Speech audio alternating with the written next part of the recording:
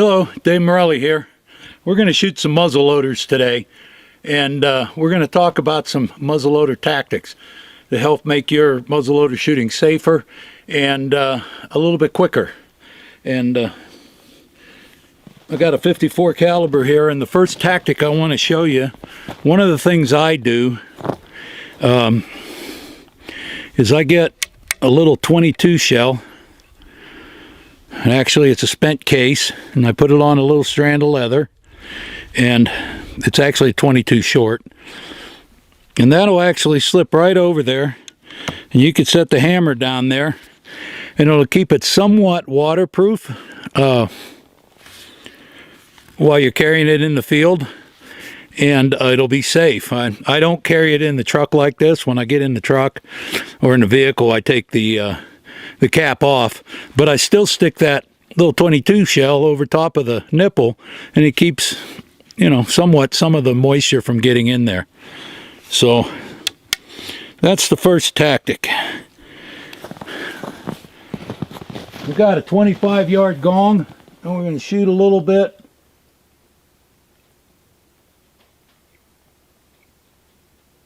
I'm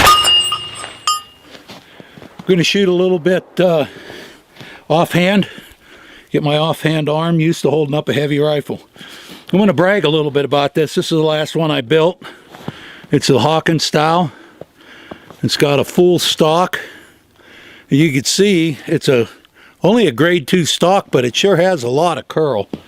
And it's an early style. Is attributed by the trigger guard. And being a full stock, also, although I know the Hocking shop most likely put out some full stock Hockings later when the half stock got popular. This one has the patent breech on it, and what that does, instead of the flash having to go down, bounce 90 degrees and come into the charge, this one angles straight down into the charge. The patent breech also makes it easier. You can pull this barrel off and clean it. And I made this for hunting, so I equipped it with traditional carrying strap deals here. And these get heavy in the field, and it's nice to have a carrying strap or a sling to shoulder it. Anyway, I'm going to shoot some more today. I'm going to shoot at 25 yards. This gun actually will handle 100. I fitted this one with an adjustable sight, and it's sighted right on at 100 with a round ball. And, well, I got you here, I guess. Another tactic for reloading. You ever notice you see people pull their stick out, turn it over, and ram the ball, then they got to turn it back over to put it in. I make my rifles so that the metal tip will go in first,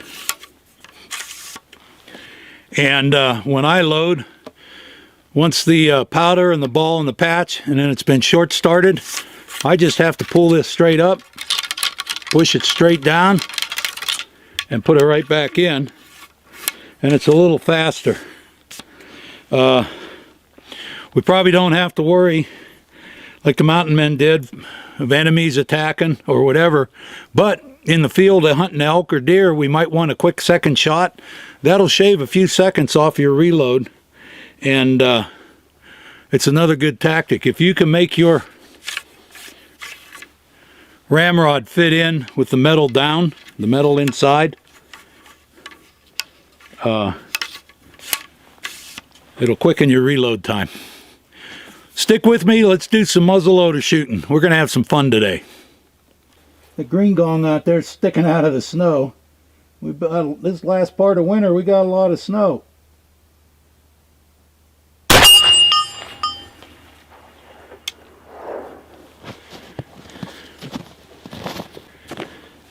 Anyway, this is a 54 caliber. That's 80 grains of 3F underneath a 530 round ball, and it's got a 010 10,000ths patch on it. I like the thinner patches for hunting because I don't see any accuracy problem. I can shoot a 015 in here. It's just a little tighter to ram. But for hunting, I don't want to fight that, especially after you've made a couple shots. The barrel's a little bit dirty, a little bit of fouling, and so I will. I'll use that patch. You can go over here and collect a few off of the ground. You'll see they didn't burn through. If your patches are burning through, you need to either put a better lube on or more lube or something of that nature.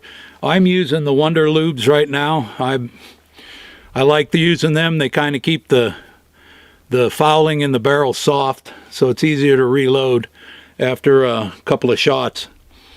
But anyway, I'm going to shoot some more.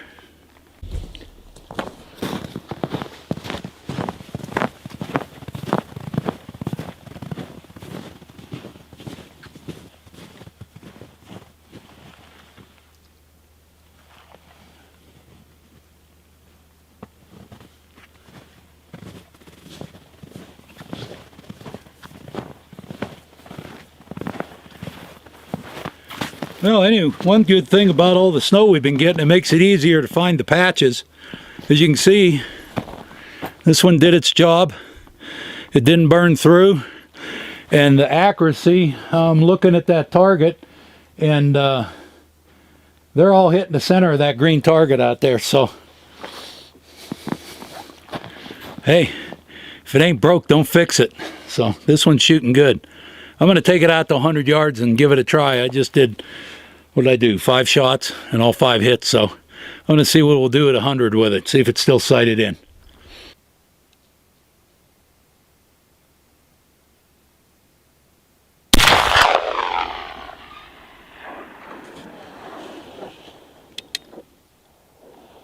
Okay.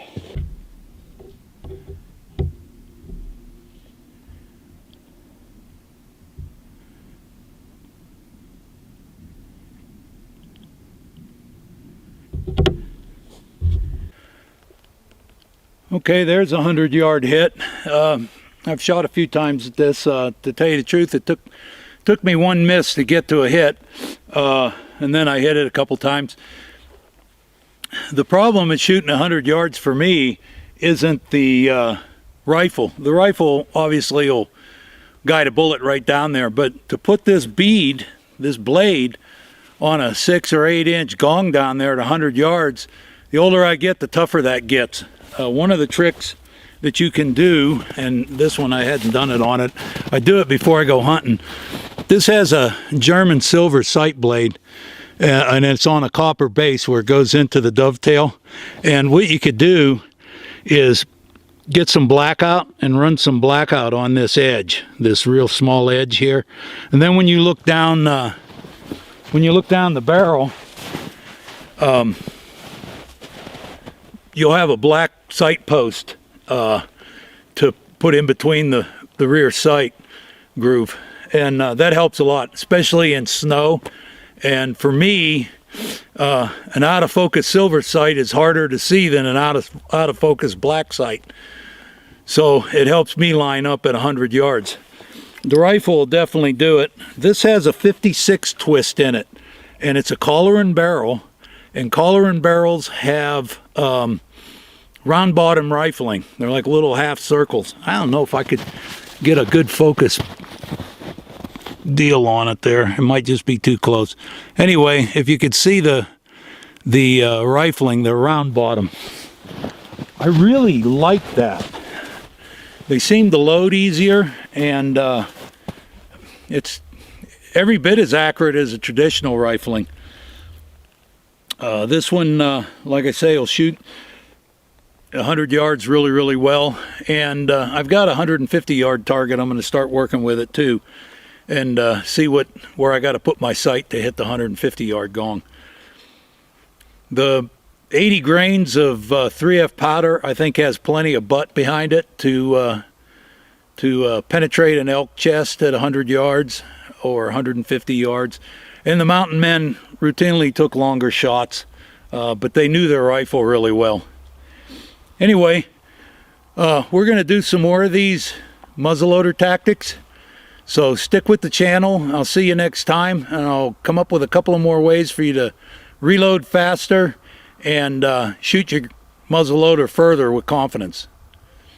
Till next time, bye-bye.